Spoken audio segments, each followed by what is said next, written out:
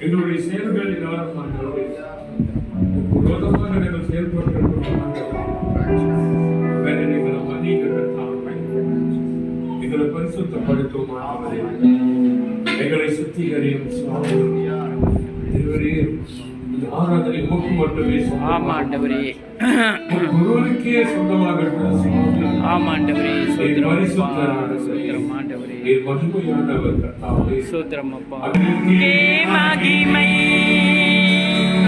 தெய்வத்திற்கே